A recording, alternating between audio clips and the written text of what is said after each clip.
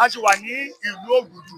Mo sọ fún ẹ bá gbọ́ nígbà tí Lisa àti Olúwo Fọ́jọ́tà Kingdom tán kúrò wọ́n ní àwọn ọ̀dọ́ lára àwọn ọ̀dọ́ Ògùdù wọ́n tẹ̀ wá tó àpọ̀n lórúkọ kan kò yé mi gbàgbé akọ́fẹ́ ẹnu àwọn dárúkọ orúkọ olè ń jẹ́. Afọbajẹ tí yóò àwọn alájẹ adétọ́jẹ ilé wọn ní ìlú ìṣẹ́ni tó jọ ìlú orúkọ tèmi ní Kórèdé Babayọ̀dé Balógun wà ń bí lẹ́gbẹ̀ẹ́ Balógun. Mi ò tí ì Balógun ẹ̀sùn ó yá wọ́n náà ní Balógun àwọn ọ̀dọ́ tí yóò gbùdọ̀ fògbà. Kí lorúkọ ní? Orúkọ tèmi ní Àyìndé Balógun. Àyìndé Balógun. Dòdò ń dá wà. Àwọn kan bàbá wa ló wá ju èrè mi àwọn ọ̀túnba Aróbákẹ́ oyè ó máa mọ oyè àmì wọn ló máa lo oyè tí wọ́n wá.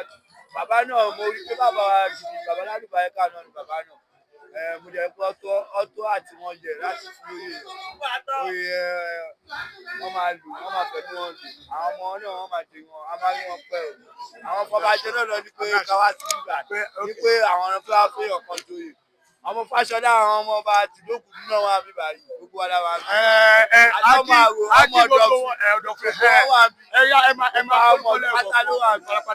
so ẹ̀yin ní aṣojú ẹ má lọ ẹ̀yin ní aṣojú ọ̀dọ́ nílùú Ògùdù àdúrà ò lè fẹ́ ṣe fún bàbá àti aláyélúwà kábíyèsí àti bàbá tó ń joyè lónìí.